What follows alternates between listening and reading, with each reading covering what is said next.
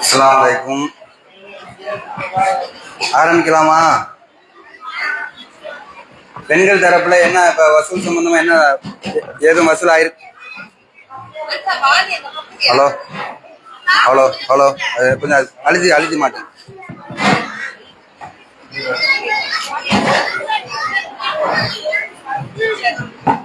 Hello,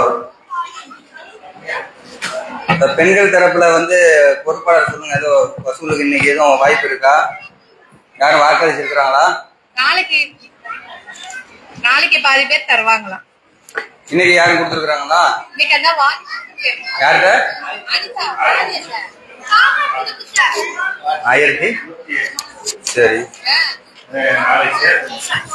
நாளைக்கு சேர்த்து மொத்தமா கொடுத்துருக்கோமா? நாளைக்குதான் பெரிய அமௌண்ட் தான் வருது. பெரிய அமௌண்ட் தான் வருது, பாத்துக்கிறங்க. மர்கஸ் வேற அப்பப்ப பற்றாக்குறையிலே இருக்குது. சரி, இன்ஷால்லா. ஏன்னா இது வருஷத்துக்கு ஒரு தடவை தான் நம்ம செய்யறது. இன்ஷால்லா பெரும்பாலும் இந்த ஜக்காத்தை வசூல் பண்ணி கொடுத்தீங்கன்னா அந்த அனாதை சிறுவர் சிறுமியர்களுக்கும் ஆதரவற்ற சிறுவர் சிறுமியர்களுக்கும் அவங்களுக்கு உண்டான அந்த வாழ்வுரிமை பிளஸ் கல்விக்கு அது பயன்படும். இலவச கல்வி அரசாங்கத்துல படிக்கக்கூடியவங்களுக்கு தான் அது நம்ம கொடுத்தாலும் அவங்களுக்கு மற்ற தேவைகளுக்கு அதை பராமரிப்பதற்கு அது அவங்களுக்கு பயன்படும். ஒரு ஆண்கள் தரப்புல இன்னைக்கு எல்லாம் நோட்டு புக்கு எல்லாத்தையும் எடுத்து சொன்னா நிறைய பேர் ஆளாக்கான இன்னைக்கு. அதனாலதான் வரலையா? பங்கு கட்டுருவோம்னா சரி சரி, எல்லாம் டயர்ட் ஆயிட்டாங்க.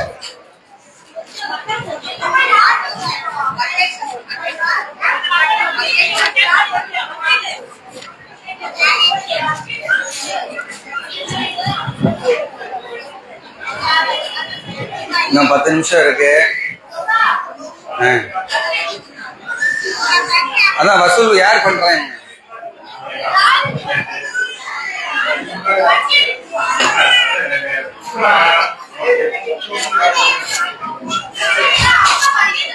பக்கெட்ல கூட சொன்னாங்க. பக்கெட் அங்க ஒண்ணு கொடுத்துருங்க.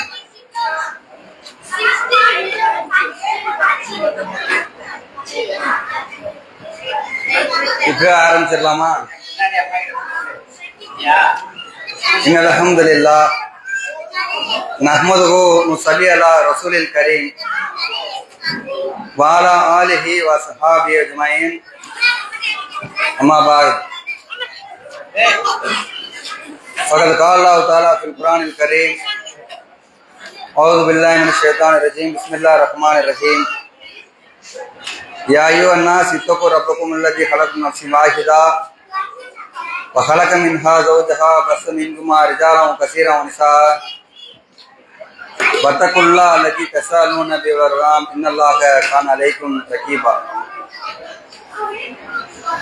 எல்லா புகழும் அல்லாஹ்வுக்கே உரித்தாகட்டும் என்று கூறியவனாக ஆரம்பம் செய்கின்றேன். அஸ்ஸலாமு அலைக்கும். கொஞ்சம் அமைதியா இருங்க பெண்கள் சைடு. புனிதமிக்க ரமலானுடைய மாதத்தில் கடைசி பற்றல் ஒற்றைப்படை இரவில் பள்ளிவாசலிலே அமர்ந்து அல்லாஹ்விற்கு அதிகமான நன்மைகளை எதிர்பார்த்தவர்களாக இங்கே நாம் குழுமி இருக்கிறோம். இந்த நேரத்துல பசங்கள்லாம் கேப் விட்டு உட்காந்துருங்க. அதே மாதிரி பெண் பிள்ளைங்க சின்ன பிள்ளைங்க குட்டீஸ் சவுண்ட் வரக்கூடாது, பேசக்கூடாது, பாட்டில் வச்சு விளையாண்டுட்டே இருக்காதீங்க. பெண்கள் பகுதியில நோட்ல எடுத்து வந்துட்டாங்களா? கணக்கு போட்டு சொல்லிடுவாங்களா? தயாரா இருக்கிறாங்களா? எப்படி?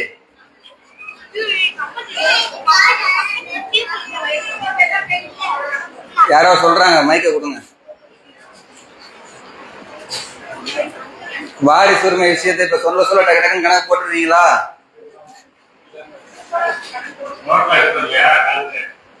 அவருக்கு எல்லாமே ஃபிங்கர் டிப்ல இருக்கும். ஃபிங்கர் டிப்ல வச்சிருக்காங்கிறாரு. சரி, உட்காருங்க பிள்ளைங்க உட்காருங்க. இப்ப வாரிசு உரிமையை பிரிக்கிறதுக்கு முன்னாடி, வாரிசு உரிமை விஷயத்துக்கு போறதுக்கு முன்னாடி கொஞ்சம் அந்த சலசலப்பு குறையணும்ல. ஒரு 10 நிமிஷம் என்ன பண்ணுவோம்னு சொல்லி சொன்னா பொதுவான கேள்விகளை வந்து கேட்போம். சரிங்களா?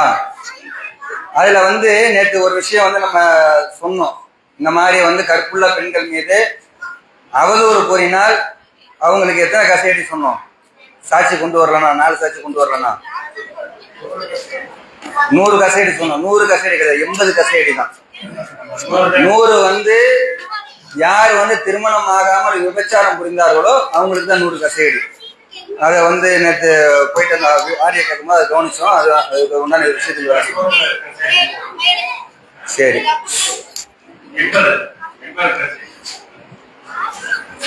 இப்ப ஒரு சில பொதுவான கேள்விகள் பெண்கள் தரப்புல. ஒவ்வொரு மாதமும் எத்தனை நாட்கள் நோன்பு நோற்பது சுன்னத்? ஒவ்வொரு மாதமும் எத்தனை நாட்கள் நோன்பு நோற்பது சுன்னத்? பெண்கள் பகுதி. மாதம் 3 நாட்கள் நோக்க வேண்டும். மைக்க கொஞ்சம் தள்ளி வச்சு சொல்லுங்க. என்ன சொன்னீங்க? 3 நாட்கள். எந்தெந்த நாட்கள்? 13, 14, 15. இது இங்கிலீஷ்ல உள்ள தேதி. இங்கிலீஷ்ல உள்ள தேதி இல்லையா? ஆங்கில தேதி இல்லையா? இல்ல, இஸ்லாமிய மாதம். இஸ்லாத்துல பிறை அடிப்படையில 13, 14, 15. புகாரில் 1981 செய்தி. பேர் சொல்லுங்க. ரோஸ் மரியம். அடுத்த கேள்வி வந்து ஆண்கள் தரப்புக்கு. இதை கேளுங்க. ஆண்கள் பகுதி. அளவிலும் நிலுவையிலும் மோசடி செய்த கூட்டத்தினர் யார்? கை தூக்குங்க.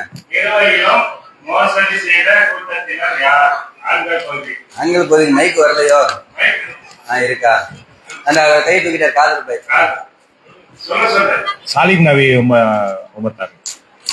சாலிக் நபியா? அவருடைய உமத்தாரு இல்லை. சாலிக் நபி.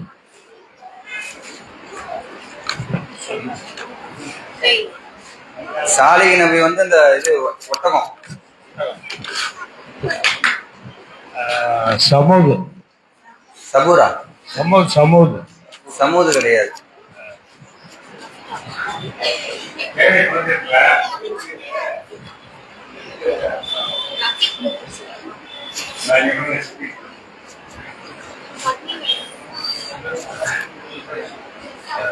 குர்ஆனை தேடி சொல்றீங்களா?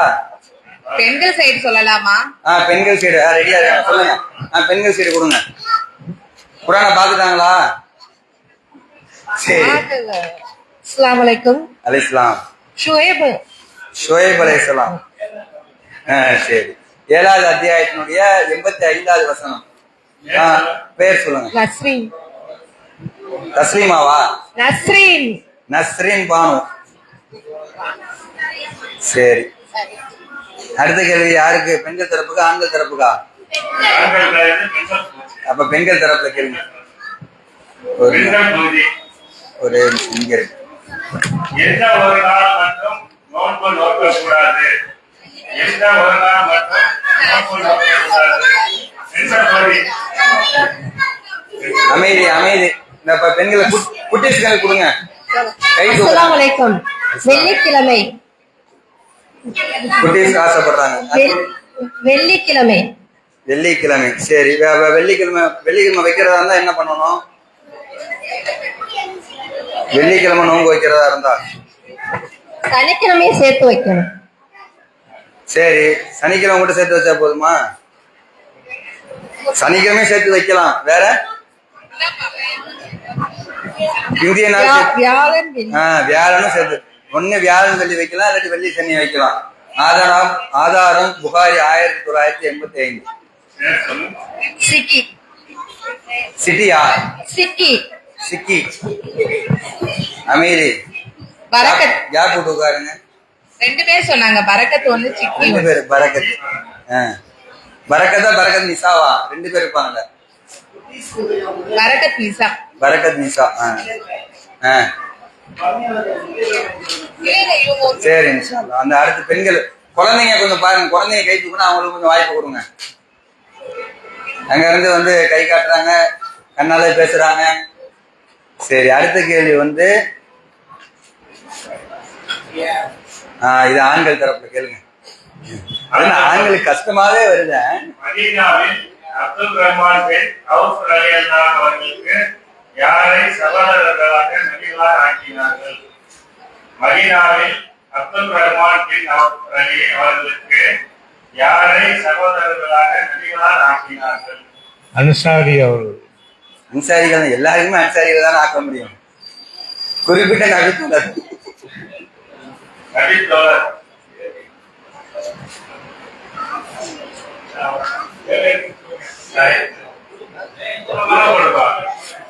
வெயிட் பண்றீங்களா? நான் கேட்டு நீங்க போறீங்களா? நான் கேட்டு வாங்க.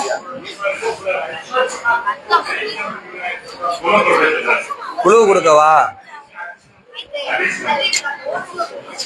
ஹதீஸ் நம்பர் ஆண்கள் தரப்புக்கு 2048.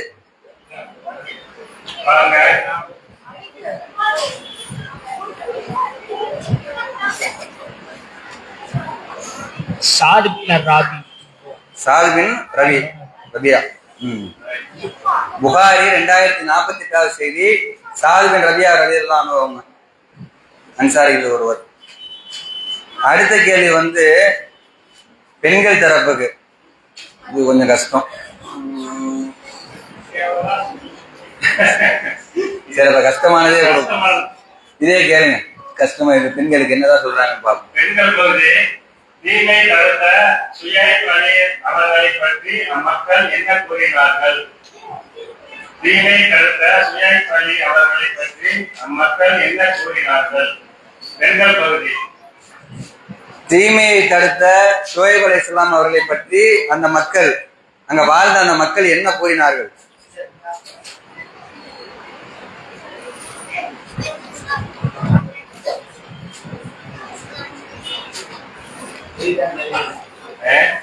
கேள்வி புரிஞ்சுச்சா? எப்பொழுதுமே பொதுவா சொல்றதுதான். பொதுவா என்ன செய்வாங்க? சத்தியத்தை சொல்லும் போது என்ன செய்வாங்க? பொய்யர்கள், பைத்தியக்காரர்கள். இல்ல. சரி, குர்ஆன்ல தேடுங்க. நம்பர் நம்பரே நானே சொல்லணுமா? சரி, 7வது அத்தியாயத்தில் தேடுங்க.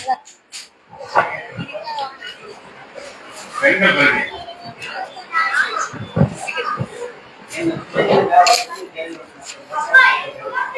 சின்ன பிள்ளைங்களுக்கா? ஒரு 2-3 கேள்வி சின்ன பிள்ளைங்க கேட்டுருவோம்.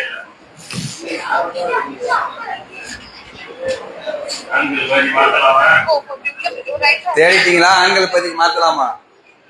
இமாம், அந்த பசங்க எல்லாம் வெளியில போகாம பாத்துக்கங்க. யார் அங்க வந்தா இது உள்ள வரட்டும். உள்ளே இங்க பாத்ரூம் இருக்குங்க. இமாம், வெளியில பசங்க போறவங்களை பூரா இங்க உள்ள விரட்டி விடுங்க. என்னங்க 7வது அத்தியாயம் சொல்லிட்டு ஷுவைப்னு போட்டீங்கனால 7வது அத்தியாயத்துல என்ன இருக்கிறாங்க?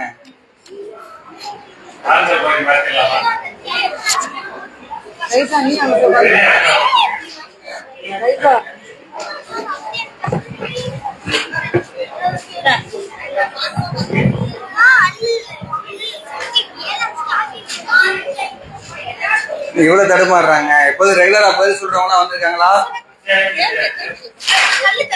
ஒன் டைம் கேள்வி மட்டும் சொல்லுங்களேன் மறுபடியும். தீமையை தடுத்த ஷுவைப் அலைஹிஸ்ஸலாம் அவர்களை பற்றி அந்த மக்கள் என்ன கூறினார்கள்? ஷுவைப் நபியை பார்த்து அங்க வாழ்ந்த மக்கள் என்ன கூறினாங்க? அவங்க தீமையை தடுக்கும் போது என்ன டார்ச்சர் பண்ணாங்க? ஆண்கள் பேர் ரெடியா இருக்காங்க. 7வது அத்தியாயம்னு சொல்லிட்டோம். சரி, 88வது வசனம் அதையும் சொல்லுங்க. 1 மினிட்டா? சொல்லலாமா? சொல்லுங்க. என்ன அத படிக்கவா இல்ல எப்படி? அது எப்படி? எங்க ஊரில் இருந்து வெளியேற்றுவோம். அது ஃபுல்லா படிக்கணுமா? படிங்க.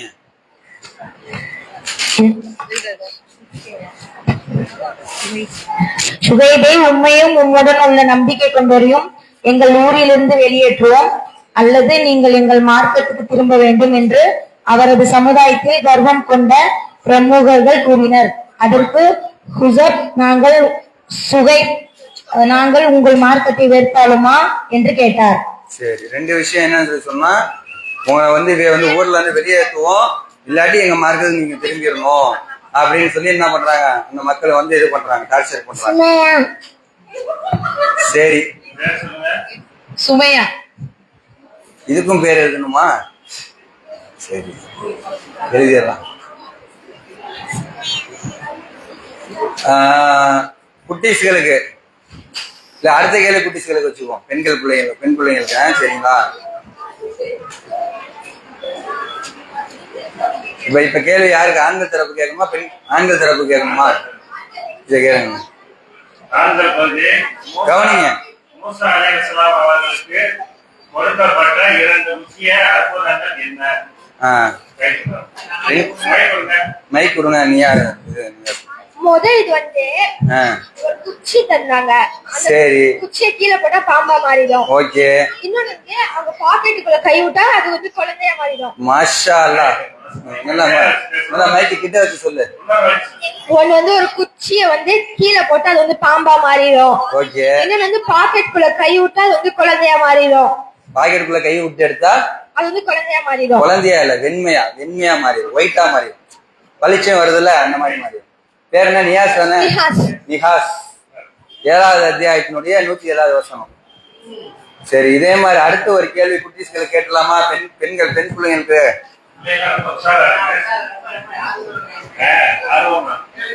பெண் பிள்ளைங்க கவனிங்க, சின்ன பிள்ளைங்க இதை கேளுங்க. நபிகளாருக்கு தடை செய்யப்பட்ட பொருள் எது? நபிகளாருக்கு தடை செய்யப்பட்ட பொருள் எது?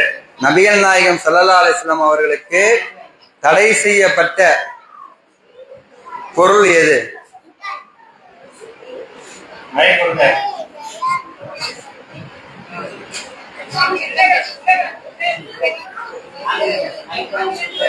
சின்ன பிள்ளைங்களுக்கு தெரியுமா அது? இல்ல பெரியவங்களுக்கு மாத்திடலாமா? பெண்களுக்கு பெரியவங்களுக்கு மாத்திடலாம். இல்ல அங்கிட்டு சின்ன பிள்ளைங்க இங்க குட்டீஸ்களுக்கு கேட்ட அடுத்து. நீங்க எல்லாம் ரெடியா இருக்கீங்களா பதில் சொல்ல? நபிகள் நாயகம் ஸல்லல்லாஹு அலைஹி வஸல்லம் அவர்களுக்கு இந்த பொருள் தடை செய்யப்பட்டது.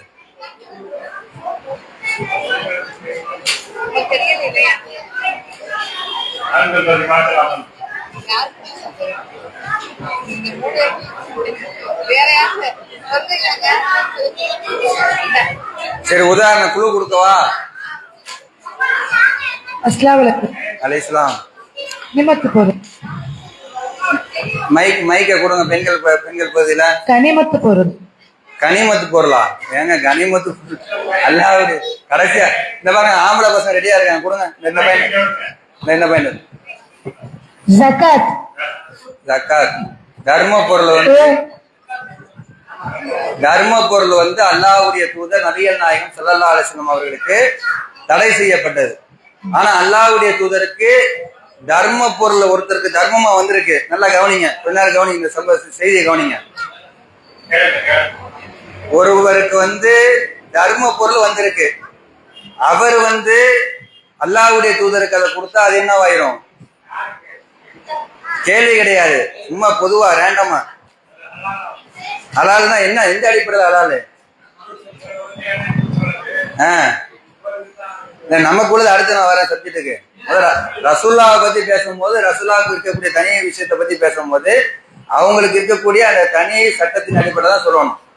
அல்லாஹ்வுடைய தூதருக்கு நேரடியாக தர்ம பொருள் அவங்களுக்கும் கிடையாது, அவங்களுடைய வாரிசுகளுக்கும் கிடையாது. அதே நேரத்துல ஒருத்தருக்கு வந்து இப்ப உதாரணத்துக்கு வந்து இப்படி வச்சுக்கோங்க, 2 நபித்தோரை வச்சு சொல்லுவோமே. அபூபக்கர் சித்திக் அவங்க வந்து உமர்லானுக்கு தர்மம் கொடுக்குறாங்க. உமர்லானு வந்து அந்த தர்ம பொருளை அல்லாஹ்வுடைய தூதருக்கு கொடுக்கும்போது அது என்னவா மாறிடும்? அன்பளிப்பாக அது மாறிவிடும். அதே மாதிரிதான் இப்ப இன்னைக்கு நமக்கு எத்தனையோ விஷயங்கள் நிறைய பேர் என்ன பண்ணுவாங்கன்னு சொல்லி சொன்னா, ஒருத்தருக்கு இருந்து வரக்கூடிய அந்த வருமானத்தை அடிப்படையாக வைத்து இன்னைக்கு நம்ம என்ன பண்ணுவாங்க, ஒரு உதாரணத்துக்கு ஒருத்தர் வந்து ஒயின் ஷாப் வச்சு நடத்துறாரு. ஒரு வருமானமே ஒயின் ஷாப் தான். இல்ல வட்டி தொழில் வச்சு நடத்தாருன்னு வச்சுக்கிறேன், பகிரங்கமா வட்டி தொழில் வச்சு பண்றாரு. இப்ப அவர் வட்டி தொழில் வச்சு பண்ணும் போது அவருடைய வருமானத்தை கொண்டு நமக்கு வந்து தர்மமாக கொடுக்கிறாரு. அதை நம்ம வாங்கலாமா?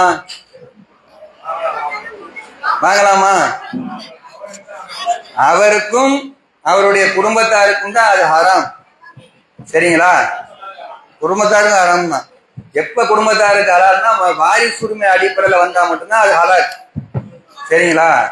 மற்றபடி வந்து ஏன்னா அவங்களுக்கு தான் முழுசாக தெரிஞ்சிருமே, அவர் தான் வருமானத்தினுடைய சோர்ஸு.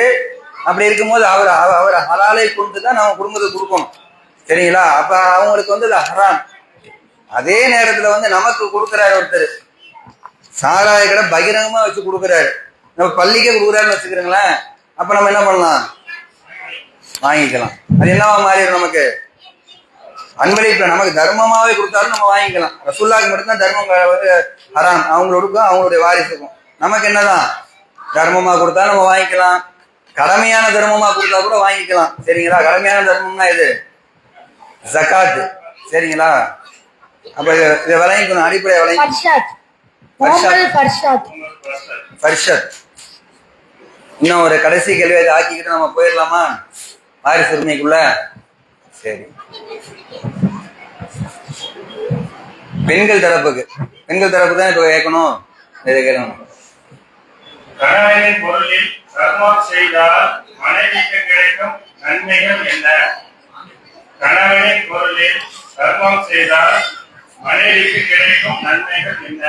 பெண்கள் பகுதி. அதுல ஒரு பங்கு அவங்களுக்கு சேரும். அவங்க சேர்த்த நன்மையில் இவங்களுக்கு ஒரு பங்கு கிடைக்கும். நிலங்கல மைக்கு கரெக்டா கிட்ட வச்சு பேசுங்க. அவங்க செய்யற நன்மையில் பாதி இவங்களுக்கும் கிடைக்கும், பாதிக்கு போய் கிடைச்சிடும், சரிங்களா?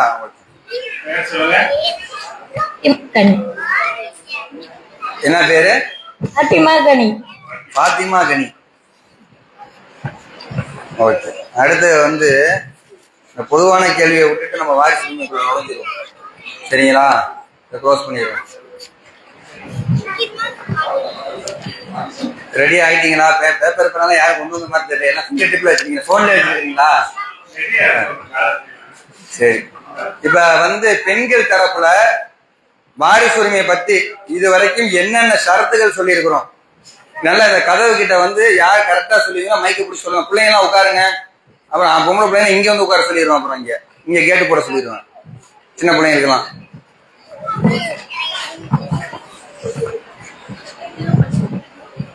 வாரிசு உரிமை சொத்தை பிரிப்பதற்கு முன்னால் என்னென்ன ஷரத்துகள் இருக்கிறது, என்னென்ன விஷயங்கள் பார்க்க வேண்டியது இருக்கிறது, அது எல்லாத்தையுமே எப்ப சொத்தை பிரிக்க ஆரம்பிக்கணும், எப்ப சொத்தை பிரிப்பதற்கு உண்டான நிபந்தனைகள் என்ன, அதுக்கு உண்டான விதிமுறைகள் என்ன அப்படிங்கறத தொகுத்து சொல்லுங்க பாப்போம். அஸ்ஸலாமு அலைக்கும். அலைஹிஸ்ஸலாம். வாரிசுரிமை சட்டம் என்பது மத்தவங்களுக்கு கிடையாது, தன்னுடைய வாரிசுகளுக்கு மட்டும்தான் அப்படின்னு சொல்லியிருக்காங்க. வாரிசுகளுக்கு கிடையாது. மரண சாசனம் எழுதுறது அனாதைகளுக்கோ மத்தவங்களுக்கோ தான் அப்படின்ற மாதிரி சொல்லியிருக்கான் அல்லாஹ். ஏன்னா அல்லாஹ் வந்து வாரிசுரிமை சட்டத்தை குரான்ல வரம்புகளோட அது நமக்கு விதியாக்கிட்டான். சரி, அதுக்கப்புறம் நம்ம முழுமையான நம்மளுடைய சொத்துக்கள் அனைத்தையும் நம்மளுடைய சந்ததிகளுக்கு இல்லாம எல்லாத்தையுமே நம்ம வந்து அனாதைகளுக்கோ மற்ற ட்ரஸ்டுகளுக்கோ எழுதி வைக்க கூடாது. அதை வந்து ரசூல்லா வந்து தடுத்திருக்காங்க. சரி, அதுக்கப்புறம் விருப்பமான சாசனம் இருந்துச்சு அப்படின்னா அது வந்து விருப்பமான சாசனம் அப்படின்றது அந்த ஏழைகளுக்கும் ட்ரஸ்டுகளுக்கும் அப்படின்ற மாதிரி அடிப்படையில போயிரும். அடுத்து வாரிசுரிமைக்கான நிபந்தனை ஒன்று மதத்தால ஒன்றுபட்டிருக்க வேண்டும். அதுக்கப்புறம் கணவன் மனைவி அப்படின்றது வந்து கணவன் வந்து மனைவியை நம்பும் பொழுது அந்த பிள்ளைகளுக்கு அது வாரிசுரிமை அடிப்படையில அந்த சொத்து போய் சேரக்கூடியதா இருக்கும். சரி, அவளை வந்து விபச்சாரியா இருந்தாலும் சரி அப்படின்ற நிபந்தனைக்கு உட்பட்டது அது. சரி சரி, அதுக்கப்புறம் விபச்சாரம் சொல்லக்கூடாது, நடத்தை கெட்டவளா.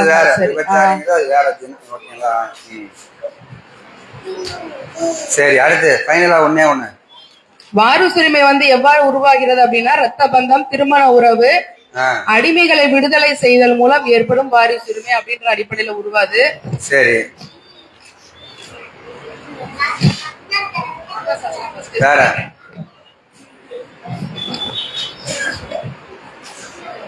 சரி, ஓகே, அல்ஹம்துலில்லாஹ். இதுல ஒரு சில விஷயங்கள் என்னன்னு சொல்லி சொன்னா, இறந்ததுக்கு அப்புறம் தான் சொத்தை பிரிக்க ஆரம்பிக்கணும். அதான் ஃபர்ஸ்ட் விஷயமே அதான். இறந்ததுக்கு அப்புறம் தான் வாரிசு உரிமை. அதே மாதிரி வந்து கொலை செய்தால் வந்து வாரிசு உரிமை என்ன பண்ணப்படாது, வழங்கப்படாது. ஓகேவா? இப்ப மறுபடியும் வந்து எல்லா விஷயத்தையும் வந்து நம்ம ஒரு தடவை வந்து ரீகால் பண்றோம். அதை வந்து நீங்க கவனிச்சுக்கிறீங்க. ஓகேவா? பொதுவா ஒரு விஷயம் என்னன்னு சொன்னா, முதல் விஷயம் இறந்ததுக்கு அப்புறம் தான் சொத்தை பிரிக்க வேண்டும். இதுதான் முதல் விஷயம்.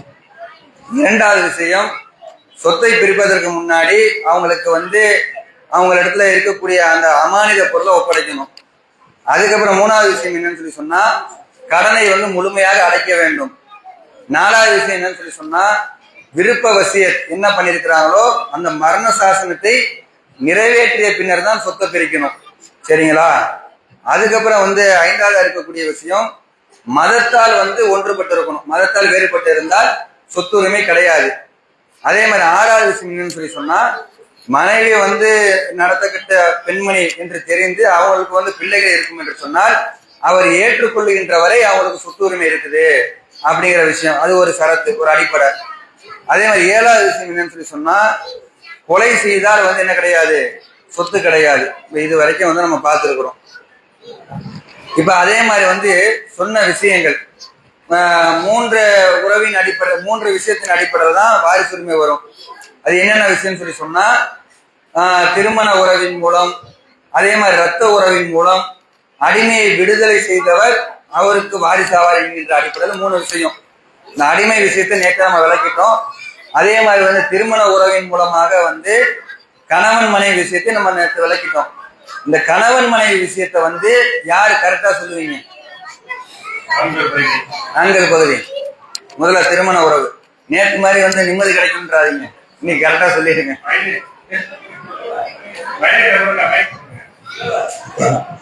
கணவன் இறந்தால் யாரு வேணும்னா நோட்ஸ் எடுத்து வச்சுக்கிறீங்க, கணக்கு நீங்க போடணும். சரிங்களா? கணக்கு வந்து ஏண்ட போட்டு கேட்க கூடாது, நம்ம சொல்ல நீங்க கணக்கு போடணும். கணவன் இறந்தால் மனைவிக்கு என்ன பங்கு? மனைவிக்கு வந்து பாதி. பாதியா? பெற்றவன் பாதி. கணவன் இறந்தால் உங்களுக்கு தெரிய வேணாம், விட்டுருங்க. சின்ன பிள்ளைகள் வந்து ஒன்லி பார்வையாளர் தான். பெரியவங்களுக்கு திக்குமுக்க ஆடக்கூடிய சப்ஜெக்ட் இது. பாதிதான் எனக்கு மனசு. கணவன் இறந்தால் மனைவிக்கு என்ன பங்கு கிடைக்கும்? ரெண்டே விஷயம் தான். புள்ள இருந்தா என்ன கிடைக்கும், புள்ள இல்லாட்டி என்ன கிடைக்கும்? குழந்தை இல்லைன்னா ஒவ்வொருத்தவங்க மைக்கில கிடைக்கும். நேற்று மாதிரி களத்துல பேரக்கூடாது. புள்ள இருந்தா பாதியா? குழந்தை கணவன் இறந்தால் மனைவிக்கு. சரி, உங்கள்ட்ட கேட்டது தப்பு நினைக்கிறேன், அங்க கேட்கணும்னு நினைக்கிறேன். அப்படியா? கணவன் இறந்தா மனைவிக்கு. பெண்கள்ல கேட்போம். இது அது அடுத்த சப்ஜெக்ட் உங்களுக்கு கேட்போம். கணவன் இறந்தால் மனைவிக்கு என்ன கிடைக்கும்? பிள்ளை இருந்தால் என்ன கிடைக்கும்? மனைவிக்கு கால் பங்கு. மனைவிக்கு புள்ள இருந்துச்சுன்னா 8ல ஒரு பங்கு. சரி. புள்ள இல்லாட்டி கால் பங்கு. பிள்ளை இல்லாட்டி கால் பங்கு. கால் பங்கா? 4ல் ஒரு பங்கு. 4ல் ஒரு பங்கு, கால்வாசி. சரிங்களா? இத கரெக்டா ஞாபகம் வச்சுக்கிறேங்க. மறுபடியும் வந்து கன்ஃபியூஸ் ஆயிடக்கூடாது. கணக்கு கூட போறோம், கன்ஃபியூஸ் ஆயிடக்கூடாது. கணவன் இறந்துட்டாருன்னா மனைவிக்கு வந்து பிள்ளை இருந்தால் 8ல் 1, காலிலையும் பாதி. அரைக்காவாசியும் போங்களா? காலில் பார்த்தீங்கன்னா அரைக்காவாசி தானே. 8ல் 1 அப்படி சொல்லி பழகிக்கிறேன். 8ல் 1 பிள்ளை இருந்தால். பிள்ளை இல்லாமல் இருந்தால் அப்பொழுது மனைவிக்கு என்ன கிடைக்கும்? 4ல் 1 கிடைக்கும். சரி, இப்ப உங்களுக்கு சப்ஜெக்ட் அடுத்து உங்க டர்ன்.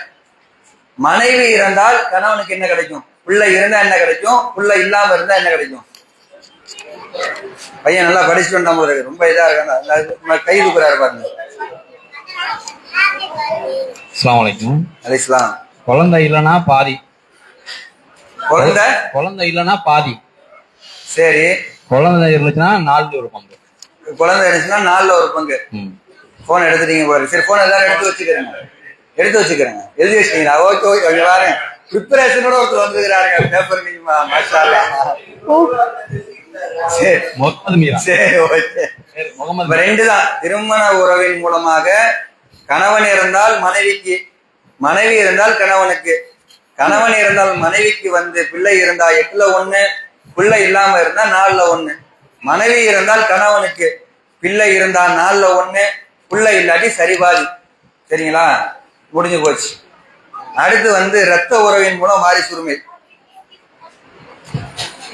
மகன், மகள், தாய், தந்தை, சகோதரன், சகோதரிகள், தாய் தந்தையோட பிறந்த சகோதர சகோதரிகள், அசபா, இந்த மாதிரியான விஷயங்கள். சரிங்களா? இதுல வந்து ஒரே ஒரு பெண் பிள்ளை மட்டும் இருந்தால் என்ன கிடைக்கும்? கைது பாதி. நோட் பண்ணி வச்சுக்கிறேங்க. ஃபர்ஸ்ட் மகன் மகளை பத்தி பேசிக்கிறோம். 2க்கு மேல் 3ல 2 கொடுத்துடணும். 3 லட்சம் இருந்தா 2. ஓகேவா? இது இல்லாம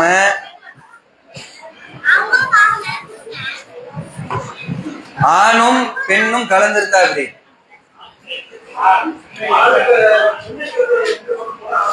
ஆணுக்கு 1. ஓகேவா? பெண்ணுக்கு 2 இருந்துச்சுன்னா அதுக்கு அதே போல் வந்து ஆணுக்கு 1. ஓகேவா? ஆணுக்கு 2. அதாவது பெண்களுடைய பங்கை போன்று 2 மடங்கு ஒரு ஆணுக்கு உரியது. சரிங்களா?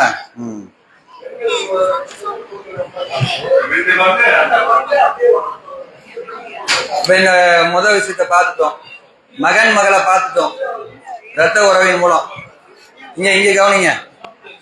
அடுத்து வந்து தாய் தந்தை. நேற்று தாய் தந்தை பார்த்துட்டோமா? சரி.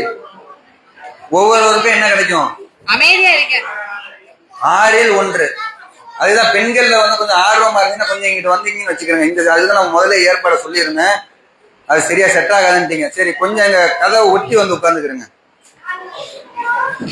அப்ப ஒரே ஒரு பெண் பிள்ளை மட்டும் இருந்தா பாதி சொத்து, அதையும் பார்த்துட்டோம். அதே மாதிரி 2க்கு மேல இருந்தா 3ல 2, அதையும் பார்த்துட்டோம். ஆணும் பெண்ணும் கலந்திருந்தால் பெண்களுடைய 2 பங்கை போன்றது ஆண்களுக்கு 1. சரிங்களா? இது வந்து ஒரு பொதுவான விதி மாதிரி. ஓகேவா? இது இல்லாமல் அடுத்து தாய் தந்தை. தாய் தந்தையை பொறுத்த வரைக்கும் ஒவ்வொருவருக்கும் என்ன? 6ல் 1. இறந்தவருக்கு பிள்ளை இல்லை என்றால் தாய் தந்தை தான் வாரிசாவாங்க. அப்ப தாய்க்கு என்ன கிடைக்கும்? 3ல் 1. மிச்சம் வந்து தந்தை எடுத்துக்கிடுவாரு. அசபாகர முறையில் அவர் என்ன பண்ணிடுவாரு? வாரி தொடச்சிட்டு போயிடுவாரு. இது இல்லாம வந்து சகோதரர்கள் இருந்தால் அப்பொழுது இறந்தவருக்கு வந்து சகோதரர்கள் இருந்தால் அப்பொழுது தாய்க்கு என்ன கிடைக்கும்? 6ல் 1 கிடைச்சிரும். சரிங்களா? இது 3ஐயும் தனியா ஒரு கேட்டகரியா வச்சுக்கிறேங்க. இன்னொரு ஒரு முக்கியமான ஒரு விஷயம், இது வந்து இந்த சந்ததி இல்லாதவர்கள் அப்படின்னு சொல்லி வரக்கூடிய அந்த சட்டம். சரிங்களா? கலாலான்னு சொல்லி சொல்லுவோம். கலாலாவை பத்தி சொல்லக்கூடிய அமைதியா இருங்க, முக்கியமான விஷயம். சாவரம் இதை விளக்குறது வந்து கொஞ்சம் இதுதான். அப்ப கலாலான்னு சொல்லி இருக்கக்கூடிய அந்த சட்டத்தை பொறுத்த வரைக்கும் ஒரே அத்தியாயத்துல 2 வசனத்துல 2 விதமாக கணக்கு சொல்லப்பட்டிருக்கிறது. ஒன்றோடு ஒன்று மோதக்கூடியது, டைரக்டா வந்து முரண்படக்கூடியது. கேப் விட்டு உட்கார, கேப் விட்டு உட்காருங்க. இதுல முதல் விஷயம் வந்து 4வது அத்தியாயத்துல 12வது வசனம். சாயுது படிங்க.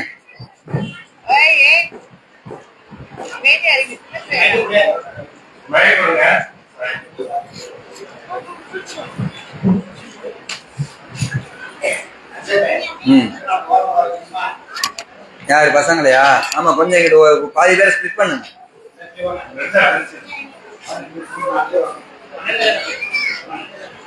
4ல 12.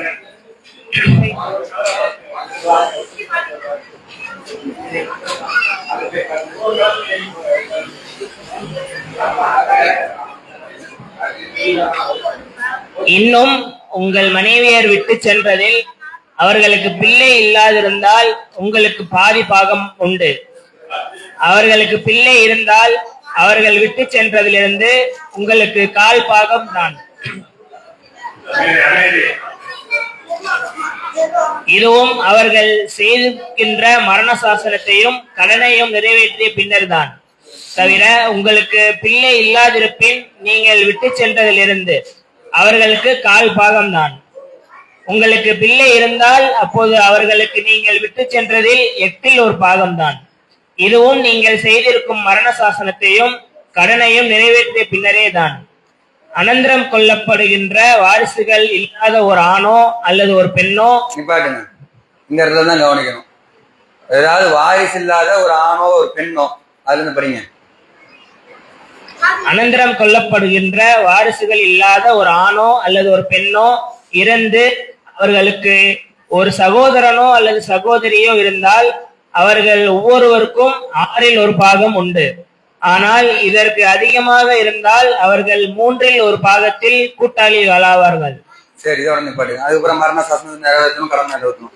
அப்ப இதுல என்ன சொல்லப்பட்டிருக்குதுன்னு சொல்லி சொன்னா, அதாவது பிள்ளைகள் இல்லாமல் இருந்தால், பிள்ளைகள் வாரிசுகள் இல்லாமல் இருந்தால், அப்பொழுது வந்து ஒரு சகோதரனோ ஒரு சகோதரியோ இருந்தால் அவங்களுக்கு என்ன 6இல் 1. சரிங்களா? அதே மாதிரி வந்து ஒன்றுக்கும் மேற்பட்டவர்கள் இருந்தாங்கன்னு சொல்லி சொன்னா 3ல் 1. 3ல் 1 அவங்க வந்து தொகையில வந்து பங்காளிகள், கூட்டாளிகள். சரியா? இப்படி சொல்லப்பட்டிருக்குது 1. இதே வந்து 4வது அத்தியாயத்தோட கடைசி வசனத்தை படிங்க, 176.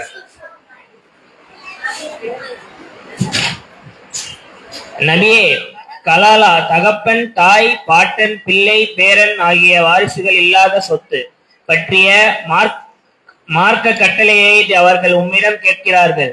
நீர் கூறும், அல்லாஹ் உங்களுக்கு இவ்வாறு கட்டளை இடுகிறான். ஒரு மனிதன் இறந்து விட்டால் அவனுக்கு மக்கள் இல்லாமல் இருந்து ஒரு சகோதரி மட்டும் இருந்தால் அவளுக்கு அவன் விட்டு சென்ற சொத்திலிருந்து பாதி உண்டு. இதற்கு மாறாக ஒரு பெண் இறந்து அவளுக்கு மக்கள் யாரும் இல்லாதிருந்தால் அவளுடைய சகோதரனாகிய அவன் அவள் விட்டு சென்றவைகளுக்கு வாரிசு ஆவான். சகோதரிகளான அவர்கள் இரு பெண்களாக இருந்தால் அவன் விட்டு சென்ற சொத்தில் 3இல் 2 பாகம் அவர்கள் இருவருக்கும் உண்டு. ஆண்களும் பெண்களுமான சகோதரர்களாக இருந்தால் 2 பெண்களின் பாகம் போன்றது ஒரு ஆணுக்கு உண்டு. நீங்கள் வழி தவறாமல் இருப்பதற்காகவே அல்லாஹ் உங்களுக்கு விதிகளை விளக்குகின்றான். அல்லாஹ் யாவற்றையும் நன்கறிந்தவனாக இருக்கின்றான். சரி, இப்ப அதுல வந்து என்ன சொல்லப்பட்டுச்சு? ஒரு சகோதரன் ஒரு சகோதரி மட்டும் இருந்தா அவனுக்கு என்ன?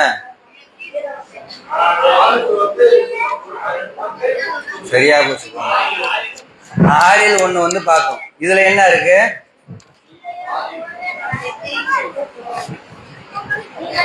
என்ன இருக்கு இதுல?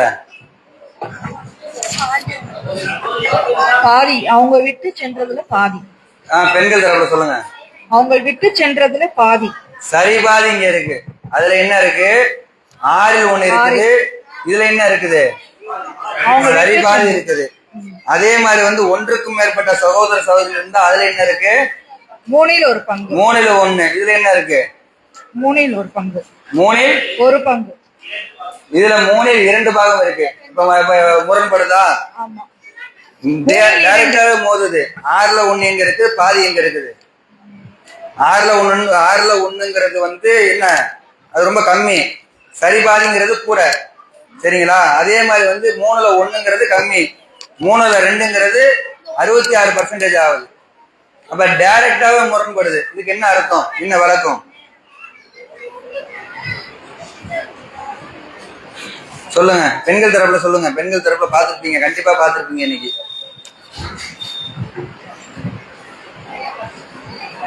பாத்தீங்களா?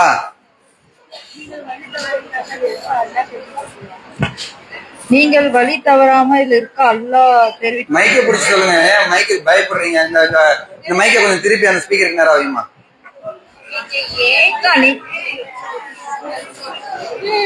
மைக் ஆன்ல தானே இருக்காங்க.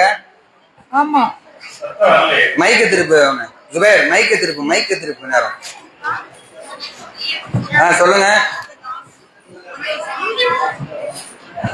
நீங்கள் வழி தவறாமல் இருப்பதற்காகவே அல்லாஹ் உங்களுக்கு விதிகளை விளக்குகின்றான். இல்ல இல்ல இல்ல, நாம கேட்ட கேள்வி என்னன்னா 4:12 ஒரு கணக்கு சொல்லப்படுது. யாருக்கு? சகோதரன் சகோதரிக்கு.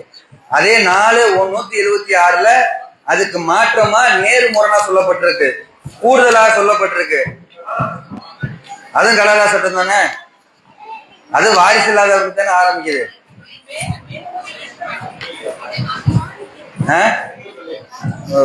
ஹதீஸ்ல என்ன வருதுன்னு சொல்லி சொன்னா அவங்க கலால சொல்லுங்க. அந்த பெண்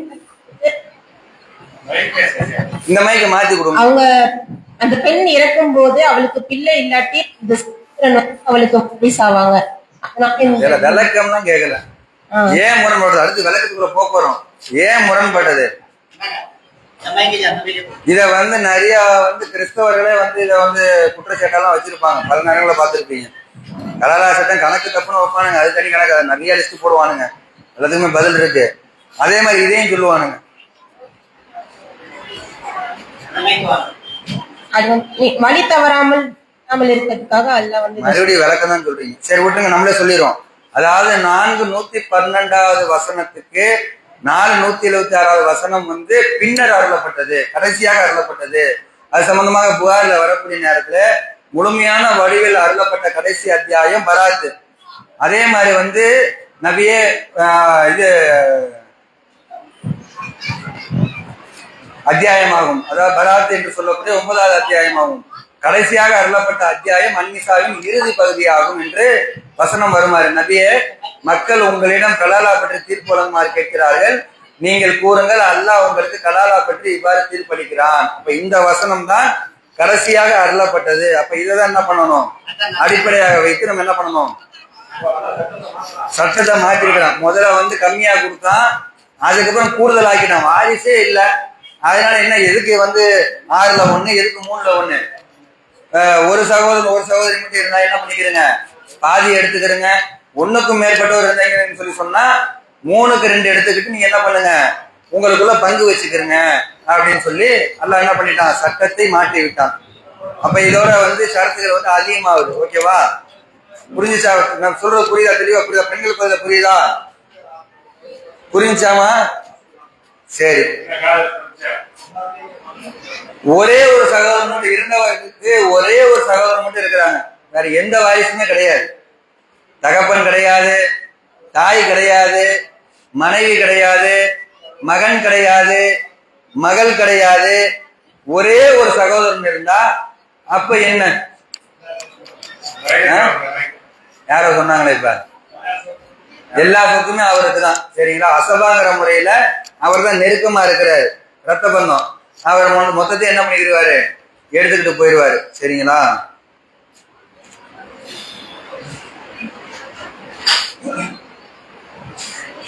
இதெல்லாம் பார்த்தாச்சு. இப்ப அதே மாதிரி வந்து என்ன விஷயம் சொல்லி சொன்னா, பொதுவாகவே வந்து வாரிசு உரிமைன்னு சொல்லி சொன்னா உடனே எல்லாரும் பயப்படுறதுக்கு என்ன காரணம்னா, ரொம்ப கஷ்டம், புரிஞ்சுக்கிறது கஷ்டம் அப்படின்னு சொல்லி அப்பையில இருந்து அதை பழக்கிட்டாங்க. புரிஞ்சுக்கிறது கஷ்டங்கிறத விட கணக்கு யாருக்கு வந்து சரியா தெரியுதோ அந்த நிர்ணயிக்கப்பட்ட அடிப்படையை வைத்து அசபாகிற அந்த முறையும் வைத்து நம்ம என்ன பண்ணிடலாம், சரியான முறையில பிரிச்சுக்கலாம். சரிங்களா? என்ன ஒரு விஷயம்னா, கணவன் மனைவி ரத்த உறவு, அதுக்கப்புறம் வந்து திருமண உறவு, அதுக்கப்புறம் ரத்த உறவு, இதை மட்டும்தான் தெரிஞ்சு வச்சுக்கிறோம். இதை தெரிந்து வைத்து கொண்டு யாருக்கு கூட்டலும் யாருக்கு வகுத்தலும் யாருக்கு பெருக்கலும் அந்த கணக்கு வந்து சரியான முறையில் தெரியுதுன்னு சொல்லி சொன்னா அது எவ்வளவு பெரிய ஒரு சொத்தா இருந்தாலும் பிரிச்சிடலாம். சரிங்களா? ஒன்னு ஒன்னா பிரிச்சு பார்ப்போமா? பிரிச்சு பார்த்துருவோமா? சரி. கணக்கு போட சொல்ல, நீங்க தான் கணக்கு போட போறீங்க. இப்ப இன்னும் 20 நிமிஷம் இருக்கு. அதுக்குள்ள வந்து என்னன்னு சொல்லி சொன்னா, அதுல வந்து இதுல வந்து ஒரு அடிப்படையான சில கணக்குகளை வந்து நம்ம தெரிஞ்சு வச்சிருக்கணும். இப்ப அந்த 2, 4, 6, 8, 10 இந்த மாதிரி வருதுல்ல, இதுல என்ன நம்பரு? ஈவன் நம்பரா? Odd numbers. இதெல்லாம் 1, 3, 5, 7, 9 இதெல்லாம் 1, 3, 5 ஆட் நம்பர், 2, 4, 6 ஈவன் நம்பர். 2, 4, 6 வந்து ஈவன் நம்பர். இதெல்லாம் வந்து ஆட் நம்பர். அது என்ன தமிழ் என்ன சொல்லுவாங்க? Add number, even number. ஒற்றைப்படை இரட்டைப்படை. ஒற்றைப்படை இரட்டைப்படையா? சரி, படையை வச்சுக்கிறோம். அப்ப இந்த இரட்டைப்படையில வருதுல்ல, அதுவெல்லாம் வந்து பெரும்பாலும் வந்து என்ன பண்ணிடும், கணக்கு வந்து சால்வ் ஆயிரும். இந்த ஒற்றைப்படையோட சேர்ந்து வரக்கூடிய நேரத்துல என்ன ஆகும் சொல்லி சொன்னா, நமக்கு சில பிரச்சனைகளை கொடுக்கும், சில குழப்பங்களை கொடுக்கும். அதுக்கும் ஒரு தெளிவான வழிகாட்டுதல் வந்து என்ன பண்ணப்பட்டிருக்குது, மார்க்கத்துல வந்து சொல்லப்பட்டிருக்குது. அதையும் ஒரு அடிப்படையாக வச்சுக்கிறேங்க. அடிப்படையா வச்சுக்கிட்டு முதல்ல வந்து என்ன பண்ணலாம்னு சொல்லி சொன்னா ஒரு பங்கை பத்தி பிரிப்போம். சரிங்களா? ஒரு பெண் இறந்துடுறாங்க. ஓகேவா? ஒரு பெண் இறந்துடுறாங்க. கணவன் இருக்கிறாங்க, தாய் இருக்கிறாங்க, தந்தை இருக்கிறாங்க, மகன் ஒருவர் இருக்கிறாங்க, மகள் 2 பேர் இருக்கிறாங்க. இப்ப இந்த சொத்தை பிரிக்கணும். யாரு பிரிச்சு டக்குன்னு சொல்லுவீங்க? எல்லாம் வேணும்னா எழுதுங்க. ஒரு பெண் இறந்து போயிடுறாங்க. நம்ம குடும்பத்துக்குள்ளே நினைச்சு பார்த்தா கூட தெரியும். ஒரு பெண் இறந்துடுறாங்க, கணவன் இருக்கிறாரு, தாய் இருக்கிறாங்க, அந்த பெண்ணுக்கு தந்தையும் இருக்கிறாங்க, ஒரு மகன் இருக்கிறாங்க, 2 மகள் இருக்கிறாங்க. இந்த சொத்தை எப்படி பிரிக்கிறது?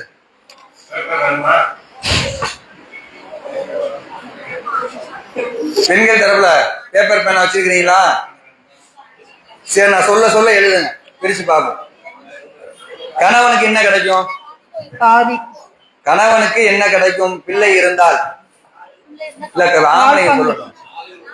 4 ஒரு பங்கு. 4 ஒரு பங்கு. ஒரு பாகம் கிடைக்கும். அப்ப நான் கணவன் போட்டு 4ல் 1 எழுதிக்கிறேங்க. சும்மா ஏதாவது ஒரு நோட் பேட் மாதிரி எடுத்துக்கிறேங்க போன்ல. பெண் இறந்தால் அப்படின்னு தலைப்பு போட்டுக்கிறேங்க. கணவனுக்கு 4ல் 1. ஓகேவா? அடுத்து வந்து தாய் இருக்கிறாங்க. தாய்க்கு தான் முக்கியத்துவம். தாய்க்கு என்ன? 3ல் ஒரு பங்கு. 3ல் ஒரு பாகமா? தாய்க்கும் தந்தைக்கு எல்லா இடத்துலயுமே 6ல் 1 தான். 6ல் ஒவ்வொருவருக்கும் 6ல் ஒரு. ஒவ்வொருவருக்கும் 6ல் 1. தாய் இருக்கிறாங்க, தாய்க்கு என்ன? 6ல் 1. 6ல் 1. தந்தை இருக்கிறாங்க, தந்தைக்கு எவ்வளவு? 6ல் 1. 6ல் 1. மகன் ஒருவர் இருக்கிறாரு, மகனுக்கு என்ன? சிக்கிச்சா? மகனுக்கு வந்து 2 பங்கு வந்து பெண் பிள்ளைங்களுக்கு, ஒரு பங்கு ஆண் பிள்ளைகளுக்கு. அப்படி. சரி, அது உள்ள இருக்கக்கூடிய ஒரு விதி. மகன் ஒருத்தங்க இருக்கிறாங்க, மகள் ஒருத்தங்க இருக்கிறாங்க. இவங்களுக்கு வந்து நிர்ணயிக்கப்பட்டது கிடையாது, அவங்களுக்குள்ளதான் நிர்ணயிக்கப்பட்டது இருக்கு. அவங்களுக்குள்ளதான் ஒரு ரூல் இருக்குது, ஆணுக்கும் பெண்ணுக்கும் அப்படின்னு சொல்லி. இந்த தாய் மாதிரியோ, தந்தை மாதிரியோ, கணவன் மாதிரியோ, மனைவி மாதிரியோ ஒரு நிர்ணயிக்கப்பட்ட பங்கு என்பது மகனுக்கும் மகளுக்கும் கிடையாது. அப்ப இந்த நிர்ணயிக்கப்பட்ட 3 விஷயத்தை ஃபர்ஸ்ட் எழுதிட்டீங்க. மிச்சம் இருக்கக்கூடியத மகனும் மகளும் என்ன பண்ணிடுவாங்க? பிரிச்சுக்கிடுவாங்க. எந்த அடிப்படையில் பிரிச்சுக்கிடுவாங்க? நினைக்க கொடுங்க. 2க்கு 1. ஒரு பெண்ணுக்கு வந்து 1 கொடுக்கக்கூடிய நேரத்தில் அது ஆணுக்கு 2 கொடுக்கணும்.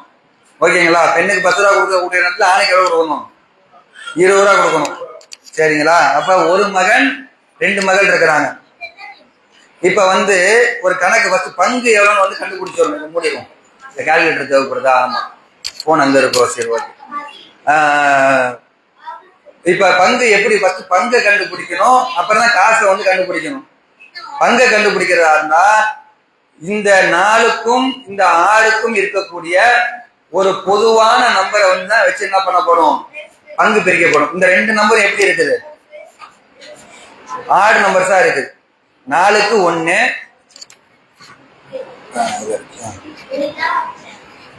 கணவனுக்கு 4ல் 1 இருக்கு. அதே மாதிரி வந்து தாய் தந்தைக்கு 6ல் 1, 6ல் 1 இருக்குது. இந்த 2 நம்பருக்கும் வந்து பொதுவான ஒரு பங்கை நம்ம எப்படி பங்கை வந்து கண்டுபிடிக்கிறதா இருந்தா, ஏன்னா பங்குன்னு சொல்லி சொன்னா அதை வந்து பெருக்கி அதை வந்து அதிகமாக்கி அதன் மூலமாக பங்கு வைத்தாலும் நமக்கு என்ன பண்ணும்? சரியான முறையில் கிடைக்கும்.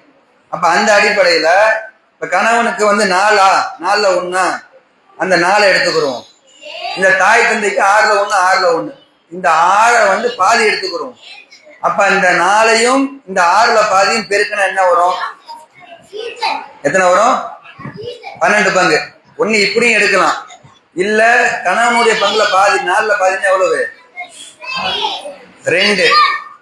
தாய் தந்தையுடைய பங்கு வந்து 6, இதெல்லாம் பாதி எடுத்துக்கோங்க. இதை அப்படியே 6ஆல் பெருக்கணும். அப்ப என்ன வரும்?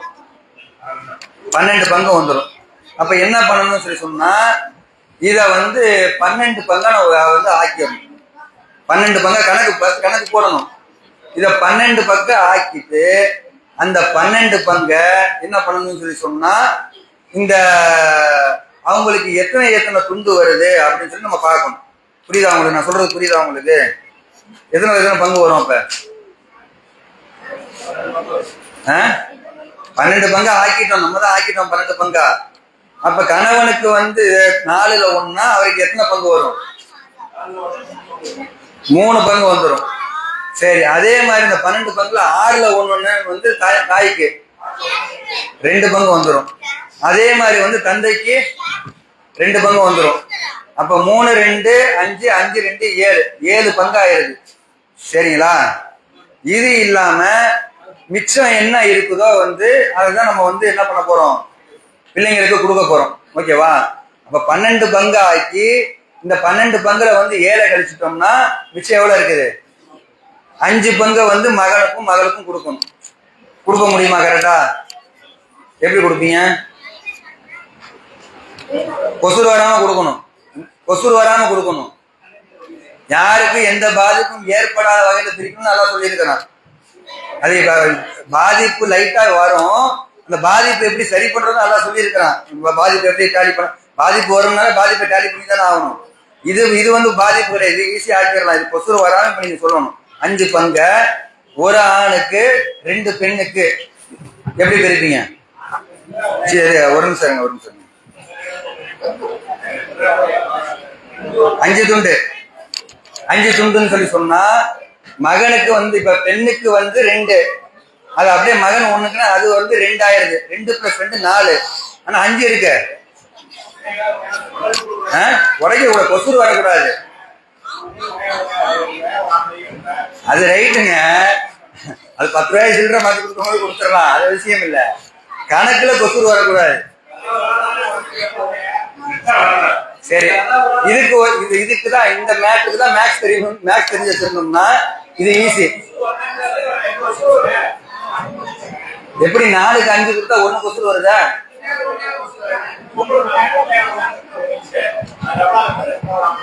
ஒன்னே கால் தான் கொசுருங்க. அது 1 1/4. 1 தான் சரி, 1 சரி, 2 சரி, 3 சரி. கால அரையில வந்து கொசுருங்க. அது இது எல்லாமே வந்து என்ன நம்பர்ல இருக்குது? இரட்டை விதி நம்பர்ல இருக்குது. என்ன நம்பர்ல? ஈவன் நம்பர்ல இருக்குது. ஈவன் நம்பர்ல இருக்கக்கூடியது கொசுரே வராது. தாய்க்கும் தந்தைக்கும் வந்து ஈவன் நம்பர் தான் வருது. சகோதரிகள்லாம் வரும்போது தான் கொஞ்சம் கஷ்டம், அது பார்த்துக்கலாம். அதுவே வந்து கொஞ்சம் போட்டுடலாம். இது வந்து கொசுரே வராம பிரிக்கும். எப்படி பிரிப்பீங்க?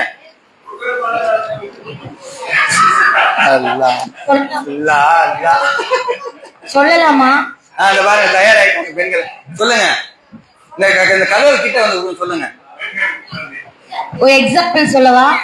சொல்லுங்க. இப்போ 4000 ரூபாய் இருக்குன்னா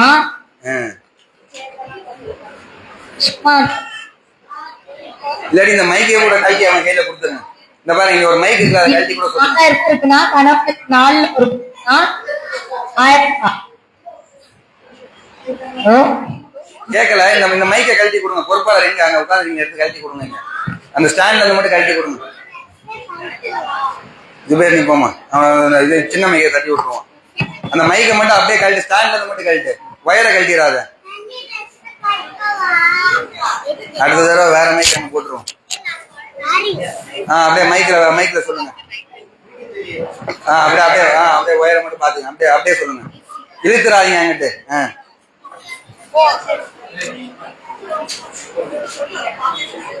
இவனே இந்த இதை கொஞ்சம் இப்படி திருப்பி விட்டு லைட்டா இந்த ஸ்பீக்கரை திருப்பி. சொல்லுங்க. 4000 ரூபாய் இருக்குன்னா ஒரு பங்கு வந்து 1000 ரூபாய். சரி. தாய்க்கு வந்து 6ல் ஒரு பங்கு 500 ரூபாய். சரி. தந்தைக்கு வந்து 6ல் ஒரு பங்கு 500 ரூபாய். எப்படி 4ல் ஒரு பங்கு 500 ரூபாய் எப்படி வரும்? 6ல் ஒரு பங்கு எப்படி 500 ரூபாய் வரும்? மிச்சம் 3000 வருதுல. 4ல் ஒரு பங்கு 1000 ரூபாய் கணக்கு போயிடுச்சுன்னா பேலன்ஸ் 3000 இருக்கு. தாய்க்கு 6ல் ஒரு பங்கு 500 ரூபாய், தந்தைக்கு 6ல் ஒரு பங்கு 500 ரூபாய், மகனுக்கு 2ல் ஒரு பங்கு. சரி, இப்படி பிரிச்சு கொடுத்தீங்கன்னு வச்சுக்கிறேங்க, அவ்வளவுதான். நம்ம சுத்து போட்டு பாருங்க, அது எப்படி கொடுத்துட்டு அமௌண்ட் குறைஞ்சதுக்கு அப்புறம் எங்களுக்கு பங்கு கொடுப்பியதோ அப்படின்னு 4000 ரூபாய் இருக்கும் போது முதல்ல வந்து கடவுளுக்கு 1000 ரூபாய் கொடுத்து விட்டுருவாங்களாம். அதுக்கப்புறம் 3000 ஆன உடனே அதுல 6 வந்து தாய்க்கு 500 ரூபாயா, தந்தைக்கு 500 ரூபாயா, மிச்சம் 2000 ஆனதுக்கு அப்புறம் வந்து மகனுக்கும் மகளுக்கும் சொல்லி சொன்னா நம்மள கட்டி போட்டுற மாட்டாங்களா? சரி, வசூல் இல்லாத கொசு இல்லாம ஈஸி தான், ஒண்ணு பெரிய மேட்டர் இல்ல. இப்ப மகன்ல ஒண்ணுன்னா எத்தனை? ரெண்டு பங்கு. மகள்ல வந்து 2 + 2 4. ஏற்கனவே வந்து இந்த பொதுவான பெருக்கல் அடிப்படையில் எத்தனை பங்கு வச்சோம்? 12. 12 + 4 நபர்களை பெருக்கினால் என்ன வரும்? 48. இப்ப 48 வச்சு பிரிப்போமா? 48 வச்சு பிரிங்க. 48ல கணவனுக்கு 4ல் 1. அப்ப எத்தனை பங்கு வரும்? எத்தனை பங்கு வரும் சொல்லுங்க. 48 ÷ 4 12 பங்கு. சரிங்களா? 12 யாராவது ஒருத்தர் ஞாபகம் வச்சுக்கோங்க. 12 கணவனுக்கு 12 பங்கு. அதே மாதிரி 48ல 6ல் 1னா 8 பங்கு. அப்ப 8 வந்து தாய்க்கு போடுங்க, 8 தந்தைக்கு போடுங்க. எத்தனை? 8 8 16. ஏற்கனவே எத்தனை? 28. 48ல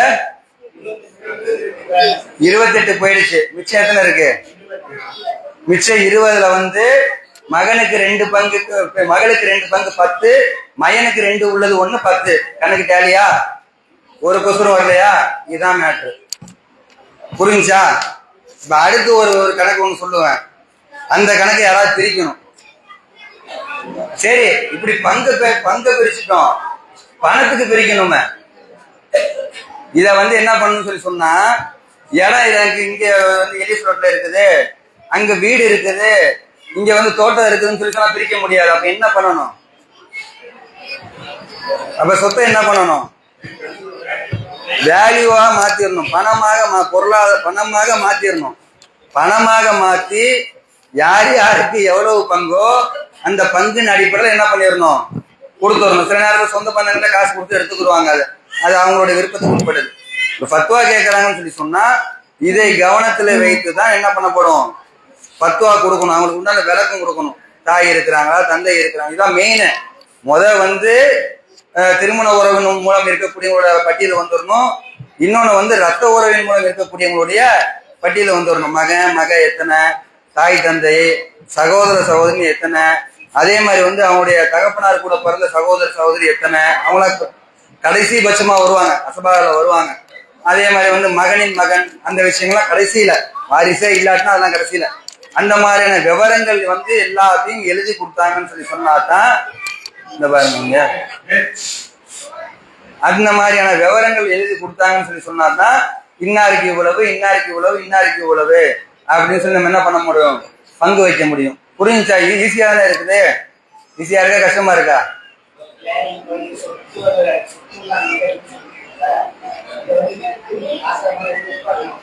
விற்க வேணாம், வேல்யூ போடலாமே.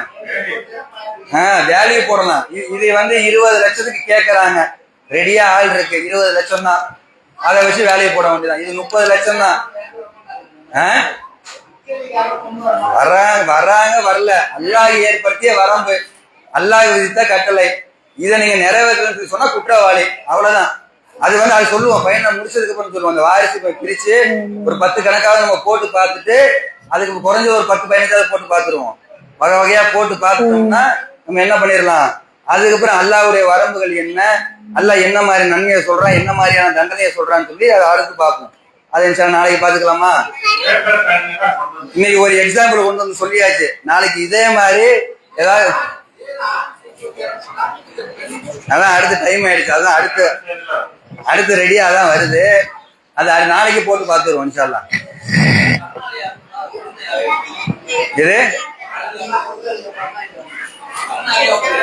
கடனை அடைச்சதுக்கு பிரிச்ச பின்புதான் சொத்தை பிரிக்கணும். சொத்தை இல்லாட்டி வாரிசு தான். சொத்து மட்டும் வாரிசு மட்டும் சொத்து வந்தா மட்டும் வாரிசு அனுபவிச்சீங்கன்னா அப்ப கடனே வாரிசு தான். அதை வந்து அடைக்கணும் ஃபர்ஸ்ட். சரிங்களா? சொத்து இல்ல, வெறும் சகாபாக்களுடைய காலத்துல வந்து வாரிசுகள் அல்லாமல் எத்தனையோ தோழர்கள் என்ன பண்ணிருக்கிறாங்க, அடைச்சிருக்கிறாங்க. ஏங்க லைவ கட் பண்ணாதீங்க, அந்த ஒரு அறிவிப்பு இருக்கு. கட் பண்ணிட்டீங்களா? சரி. இப்ப என்ன மிக முக்கியமான ஒரு விஷயம் சொல்லி சொன்னா கவனிங்க. அதாவது இந்த பெருநாளுடைய திடல் தொழுகை சம்பந்தமா நம்ம ஏற்கனவே சொல்லி இருக்கிறோம். பெருநாளை பொறுத்த வரைக்கும் 2 பெருநாட்களையும் எங்கதான் தொழுவணும்?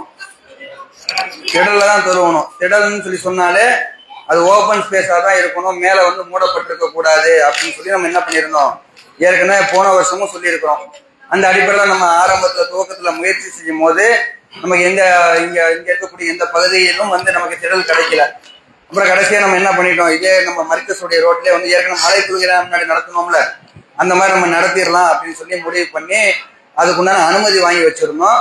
ஆனா இப்ப வந்து நமக்கு வந்து ஒரு திடல் அல்லாஹ்வுடைய கிருபையினால கிடைச்சிருக்கு. சரிங்களா? அது எந்த திடல்னு சொல்லி சொன்னா, நம்ம தைபுன் அலிகான் தெருல இருக்கக்கூடிய சங்கம், புதூர் சங்கம் இருக்குல்ல, அந்த புதூர் சங்கத்தை ஒட்டி இருக்கக்கூடிய அதுக்கு அடுத்து நெக்ஸ்ட் பில்டிங்கே பார்த்துருப்பீங்க, ப்ளூ கலர்ல வந்து ஒரு ஷெட் மாதிரி அமைக்கப்பட்டிருக்கும். அங்க கூட சங்கத்துல கூட்டம் அதிகமாகிடுச்சுன்னா பசங்களை அங்கதான் சொல்லுவாங்க. அந்த இடத்துல வந்து நமக்காக வந்து கொடுத்துருக்குறாங்க.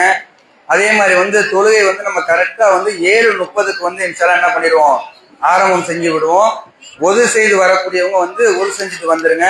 இல்ல சப்போஸ் மிஸ் ஆச்சுன்னா கூட அங்க ஒது செஞ்சுக்கலாம். முடிந்த வரை சீக்கிரமா வந்துருங்க. சரிங்களா? 7:30 மணிக்கு இல்ல கொஞ்சம் மிஸ் ஆச்சுன்னா ஒரு 5 நிமிஷம் பார்ப்போம், அதோட தொழுகையை வந்து நம்ம ஆரம்பிச்சிருவோம். அங்கதான் நம்முடைய பெருநாள் தொழுகை வந்து நடைபெறும் என்கின்ற தகவலையும் இந்த நேரத்துல உங்களுக்கு வந்து ஒரு அறிவிப்பாக செய்து கொடுக்கிறோம். இதை வந்து உங்களுக்கு தெரிந்த சகோதர சகோதரிகள் நண்பர்கள் வட்டாரத்தில் நீங்க என்ன பண்ணிருங்க, நம்முடைய பெருநாள் தொழுகை திடலில் தான் நடைபெறுகிறது. திடலில் தொழுவதுதான் சுன்னத்து. திடல்ல வந்து நாம இந்த முறை ஏற்பாடு செய்திருக்கிறோம். இதற்கு அதிகமான மக்கள் கலந்து கொள்வதற்கு உண்டான முயற்சியை நீங்க என்ன பண்ணுங்க, ஏற்படுத்துங்க என்கின்ற கோரிக்கை வைத்தவர்களாக நாம் நிறைவு செய்கிறோம். வாயிர் தவான் அல்ஹம்துலில்லாஹி ரப்பில் ஆலமீன்.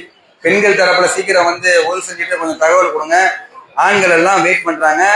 நாளைக்கு முடிஞ்ச வரைக்கும் நீங்களே இந்த கணக்கு அடிப்படையை வைத்து கணக்கு போட்டுட்டு வாங்க. போட்டுட்டு வந்து மைக்கு பிடிச்சி வாசிச்சு நீங்க காட்டணும். சரிங்களா? இன்னைக்கு ஒரு மேட்டர் சொல்லிட்டோம், ஒரு கணக்கை சொல்லிட்டோம்.